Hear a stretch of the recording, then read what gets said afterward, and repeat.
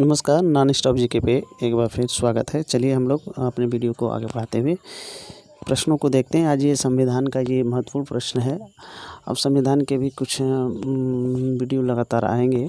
संविधान में जो पूछे जाते हैं, हर परीक्षाओं में जो बार बार पूछा जाता है वही प्रश्न होंगे, उससे बाहर कोई भी प्रश्न नहीं शामिल किया जाएगा। चलिए हम लोग प्रश्नों को देखते हैं। पहला प्रश्न है, संविधान निर्माण हेतु संविधान सभा के गठन का प्रस्ताव सर्वप्रथम कब पारित किया गया था? तो ये पहला क्वेश्चन है, कब पारित किया गया था? तो 1942 में क्रिप्स मिशन द्वारा। ये दिसंबर का महीना था, 6 दिसंबर 1942 को क्रिप्स मिशन द्वारा पारित किया गया था। ठीक है, आगे हम लोग चलते हैं।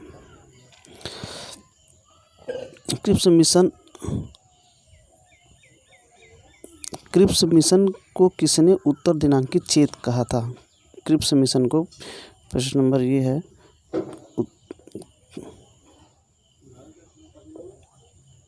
क्रिप्स मिशन को किसने उत्तर दिनांकित चेक कहा था?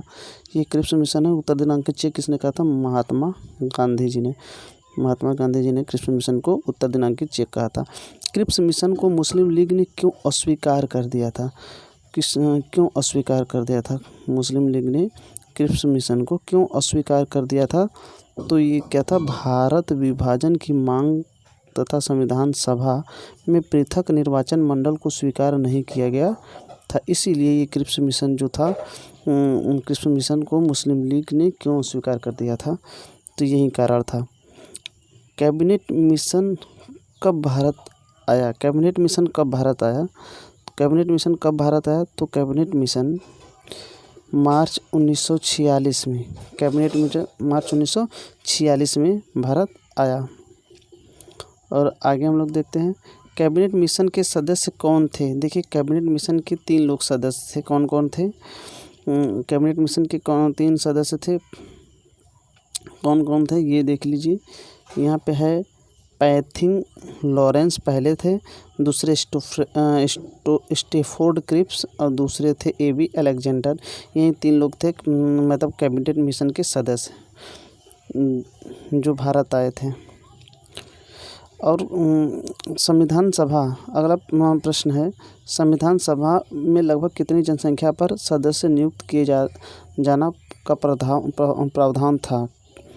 संविधान सभा में लगभग कितनी जनसंख्या पर एक सदस्य नियुक्त किया जाना? तो 10 लाख की आबादी पर एक सदस्य, संविधान सभा का एक सदस्य चुना जाता था। आगे, संविधान सभा का निर्वाचन किस पद्धति से किया गया? तो संविधान सभा का जो निर्वाचन है वो किया गया था किस पद्धति के तहत किया गया था? तो अप्रत्यक्ष निर्वाचन पद्धति के तहत संविधान सभा कहाँ किया गया था? अप्रत्यक्ष निर्वाचन पद्धति के तहत किया गया था। अगला आगे चलते हैं हम लोग। संविधान सभा के सदस्यों के निर्वाचन हेतु मान्यता प्राप्त समुदाय कौन कौन थे? तो 3 समुदाय थे उस समय। उस समय क्या थे? 3 समुदाय थे, सामान्य, मुस्लिम और सिख थे। 3 समुदाय थे। आगे, संविधान सभा के कुल सदस्यों की संख्या कितनी निश्चित की गई थी? तो यहाँ पे जो निश्चित की गई थी वो 389 थी। कितना था?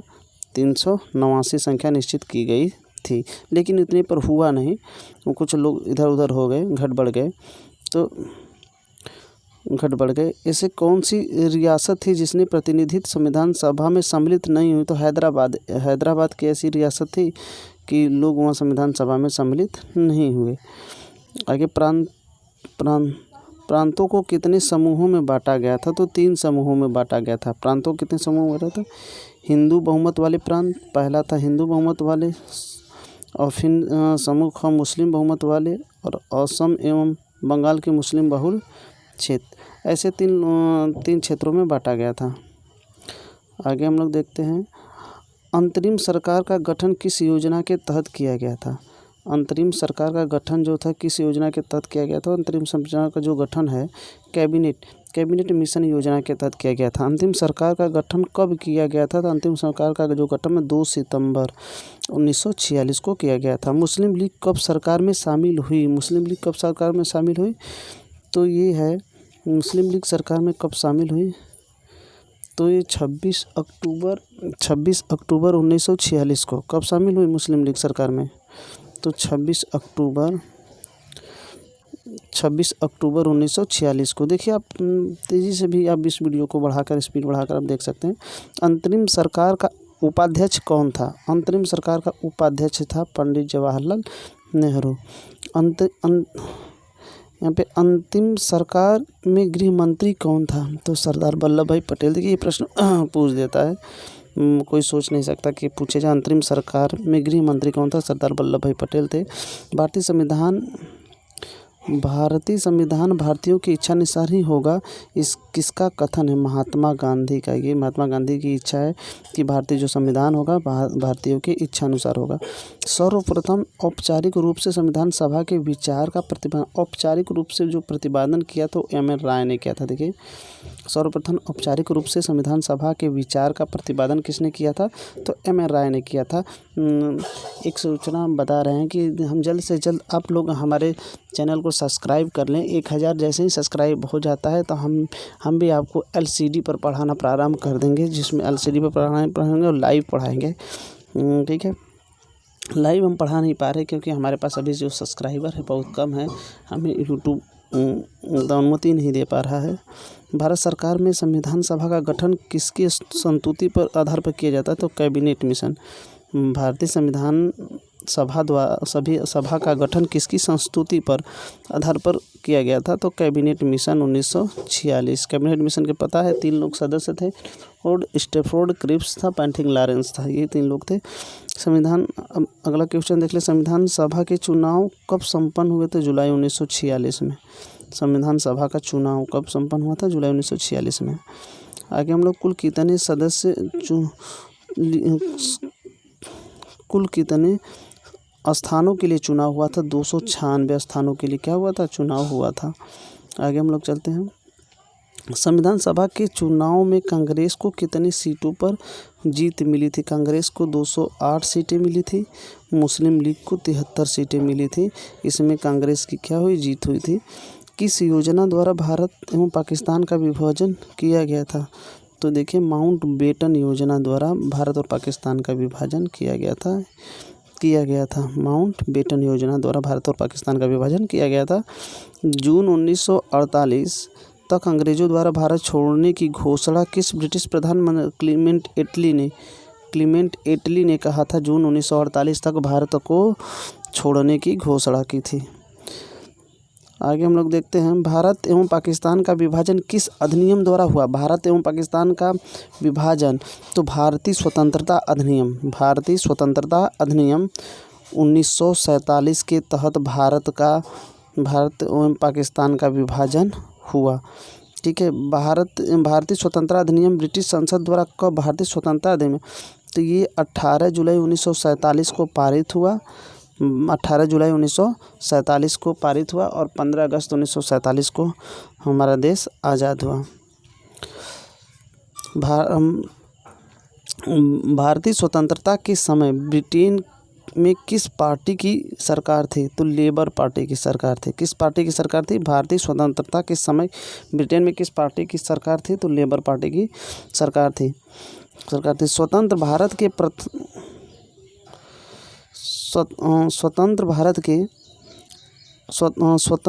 प्रथम गवर्नर जनरल कौन थे? स्वतंत्र भारत के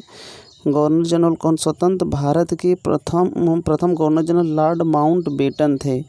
और स्वतंत्र भारत के प्रथम भारतीय गवर्नर जनरल पूछा जाएगा तो राजगोपालाचारी थे।